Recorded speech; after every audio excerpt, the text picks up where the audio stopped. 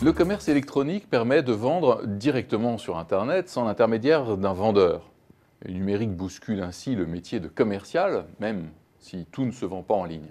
Alors pour en parler, j'accueille aujourd'hui Olivier Piscard, fondateur de Salézéo. Olivier Piscard, bonjour. Bonjour Vincent. Alors, est-ce que le numérique est en train de transformer le métier de commercial? Oui, totalement. Je pense que les règles du jeu changent complètement et elles changent de plus en plus. Aujourd'hui, la nature même du métier de commercial a changé et pour moi maintenant, le commercial est avant tout un docteur. Alors on va y revenir tout de suite, mais je rappelle d'abord que vous avez créé votre entreprise Salézéo en 2011, qui est une plateforme de partage collaboratif de cartes de visite. Donc vous avez levé 2 millions d'euros l'année dernière et votre société compte 40 collaborateurs. Alors vous me disiez, le commercial est en train de devenir un docteur. Vous pouvez nous expliquer? Oui, tout à fait. Auparavant, le commercial, c'était plutôt un pharmacien. Il vendait des médicaments. Voilà. Et donc, il avait un médicament à vendre et il vendait son médicament.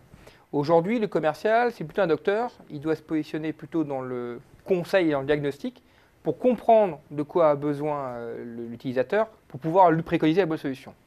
Pourquoi est-ce qu'il est obligé de faire ça maintenant? Parce que auparavant, le commercial, il pouvait apporter de l'information sur le produit, sur le prix, le catalogue, des références. Aujourd'hui, le client, quand il vient vous voir, il sait déjà tout ça. Il a regardé la société, il a vu des benchmarks, il a presque plus d'informations que vous sur le produit. Et donc, pour reprendre la main, vous êtes obligé de vous mettre dans une position plutôt de conseil, de compréhension des besoins réels du client, pour essayer d'être dans une démarche de conseil, de diagnostic, et reprendre la main sur la relation commerciale. Alors le vendeur conseil, c'est quand même une notion qu'on entend depuis très longtemps. Donc qu'est-ce qui a changé récemment? Est-ce qu'il y a un changement qui est lié au numérique? Alors, non, il n'y a pas de changement. Les meilleurs commerciaux auparavant se comportaient comme ça, comme des docteurs, comme du conseil.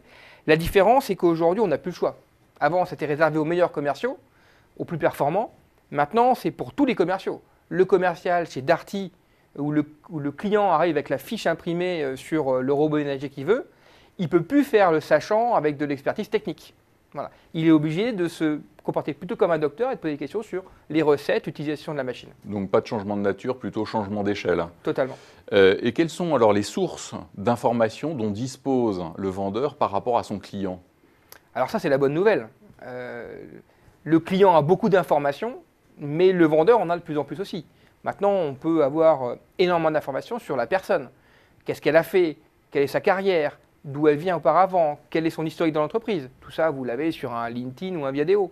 Vous pouvez savoir quelle est l'actualité de l'entreprise, les articles de presse, les réseaux sociaux, le flux Twitter de la personne. Donc, vous pouvez comprendre un peu dans quel état d'esprit et quelles sont les préoccupations de la personne à qui vous parlez aujourd'hui. D'accord, donc ça c'est pour le sourcing de l'information, pour rassembler cette information. Alors comment on fait après pour transformer cette information en outil d'aide au diagnostic et à la compréhension, à l'anticipation du besoin du client? Alors, vous avez compris, hein, l'avantage c'est qu'il y a énormément d'informations.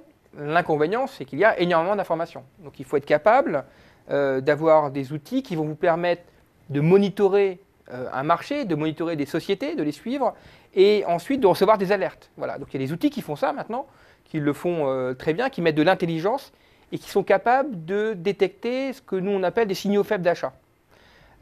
Si vous vendez de la téléphonie, une société qui déménage, une société qui recrute, une société qui lève des fonds, va avoir des besoins d'infrastructures technologiques. Donc en fait, c'est l'information qui est collectée qui va générer des alertes en fonction d'un changement de profil ou en fonction d'un déménagement ou en fonction d'un événement. Et les enjeux économiques qui sont liés à cette évolution, c'est quoi les ordres de grandeur? Alors, ils sont énormes parce que c'est une question de survie. Aujourd'hui, la concurrence est très forte. Elle est mondiale par rapport avant, on pouvait vivre sur son petit territoire. Maintenant, ça n'est plus possible.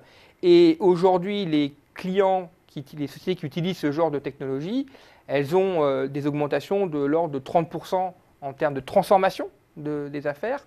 Et elles génèrent en termes un nombre de leads très nettement supérieur, jusqu'à 3 fois à ce qu'ils faisaient auparavant, en termes de leads générés par le web avec ces outils.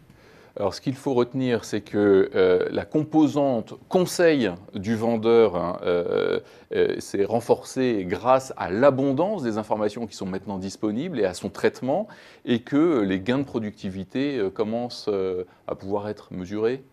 Oui, tout à fait. Et moi, je dirais plus qu'un gain de productivité, c'est une question de nécessité. Parce que si vous évoluez pas, vos concurrents vont évoluer et votre marché va s'atrophier. Donc c'est une question de survie pour moi. Olivier Piscard, fondateur de Salézéo, merci. Merci à vous.